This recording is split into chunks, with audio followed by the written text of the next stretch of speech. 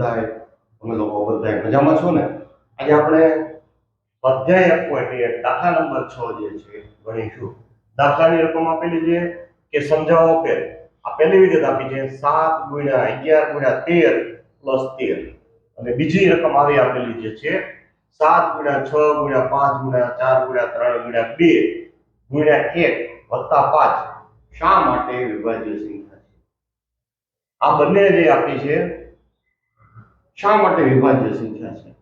તો પહેલા તો વિભાજ્ય સંખ્યા તમને ખ્યાલ હોવો જોઈએ. વિભાજ્ય સંખ્યા એટલે કે એવી સંખ્યા જેના અવયવ એક મૂળ સંખ્યા અને બીજી અન્યત્ર સંખ્યાઓ સાથે એનો નિશેષ ભાગાકાર કરો તો શેષ શૂન્ય મળે. અથવા તો તમને એનો ખ્યાલ આવે કે એવી સંખ્યા હોય કે એનો ભાગાકાર કરવાથી શેષ શૂન્ય મળે. દાખલા તરીકે તમને ખ્યાલ હોય 16, તો 16 જે છે 16 નો તમે 1 વડે પણ ભાગાકાર કરી શકો. મૂળ સંખ્યા છે એ સિવાય 2 4 8 આ સંખ્યા સાથે પણ તમે ભાગાકાર કરો તો શેષ શૂન્ય આવે. તો 16 એવી વિભાજ્ય સંખ્યા છે. આ વાત જે કે કહું છું એ વાત આને લાગુ પડે કે આ સંખ્યા સિવાયની બીજી ઘણી બધી સંખ્યાઓ હોય કે એનો ભાગાકાર કરવાથી નિશેષ ભાગાકાર કરી શકાય, શેષ શૂન્ય આવે તો એ વિભાજ્ય સંખ્યા છે. આપણે સાબિત કરવાની. એટલે ચાલો હવે આપણે આગળ જઈએ કે આપણે આને આ સ્વરૂપે આપીએ છીએ. તો અહીંયા જો તમે જોઈ શકો છો 13 તમે સામાન્ય લ્યો તો બરાબર આપ્યું છે 13. તો શું છે? જો 7 × 11 અને +1. ચલો આપણે આમાંથી આપણે 13 સામાન્ય લીધા તો અહીંયા આપણે 7 × 11 રે, અહીંયા આપણે 13 સામાન્ય તો 1 રે. હવે આપણે કાઉ છોડીએ તો 13 કૌંસમાં 11 + 77 +1 બરાબર 13. હવે મોટા કાઉ છોડ નાખી એટલે 78. આ 78 ને આપણે અવયવ પાડીએ. આ અવયવ આપણે વૃક્ષની રીતે પાડીએ. ચાલો તો અવયવ જો આપણે પાડીએ અને મૂકી દઈએ 78.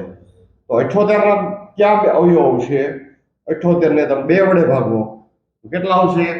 3 દુ 6, 1 9 દુ 18, 39 દુ 78.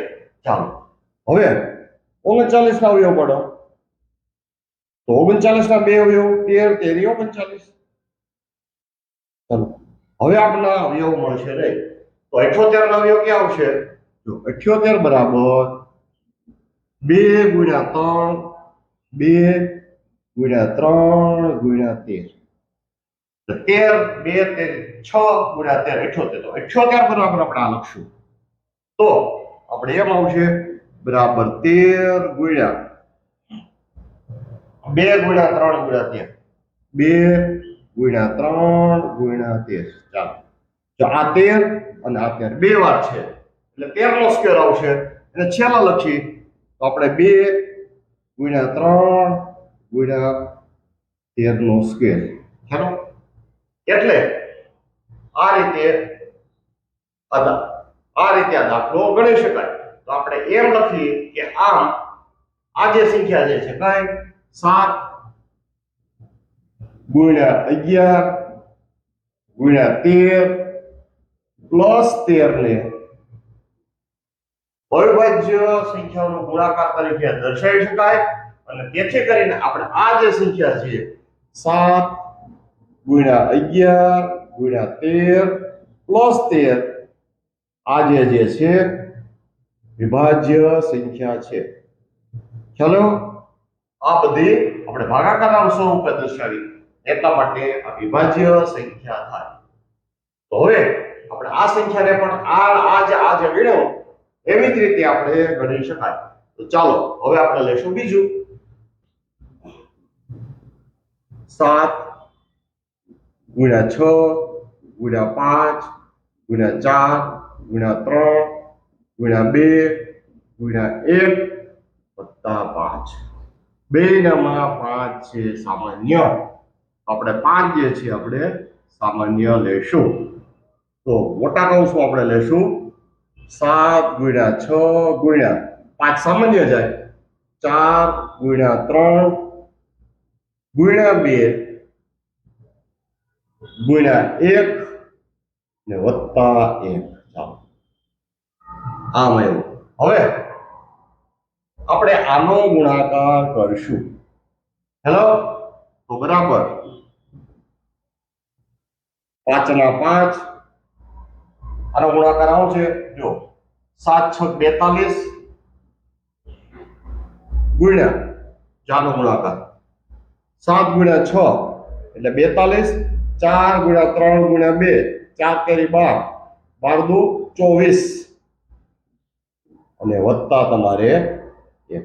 ચાલો 5 કૌંસમાં 42 ગુણ્યા 24 પ્લસ 1.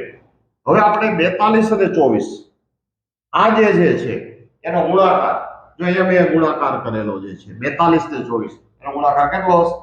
1008 પ્લસ 1. અહીંયા 5 ના 5 બરાબર 5 ગુણ્યા આમાં 1 ઉમેર્યું 1009. આ જે સંખ્યા છે વિભાજ્ય સંખ્યા છે. તો આપણે એમ લખી શકીએ કે અહીંયા જે આપણે અગાઉનો દાખલો ગણ્યો હતો એની અંદર આપણે આટલો જ ફેરફાર કરી નાખવાનો જે છે એ દૂર કરી એટલે ફરીવાર આપણે આવું લખવું નહીં. ચાલો તો કઈ સંખ્યા છે? 7 ગુણ્યા 6 ગુણ્યા 5 ગુણ્યા 4 ગુણ્યા 3 ગુણ્યા 3 ગુણ્યા 2 ગુણ્યા 1 વત્તા 1 ને અવયવ સંખ્યાના ગુણાકાર તરીકે દર્શાવી શકાય. પણ આ સંખ્યા જે છે વિભાજ્ય સંખ્યા છે. એટલે 7 ગુણ્યા 6 ગુણ્યા 5 ગુણ્યા 4 ગુણ્યા 3 ગુણ્યા 2 ગુણ્યા 1 ને વત્તા 1. આ સંખ્યા કેવી છે? વિભાજ્ય સંખ્યા તમને મળે. એટલે આ રીતે આ દાખલો આપણે પૂર્ણ કરીએ છીએ. આ ગણેલો દાખલો તમારા મિત્રોને શેર કરો. મારી ચેનલ મેથ્સ વિથ જોશી દાદાને સબસ્ક્રાઇબ કરો. ચાલો આવજો.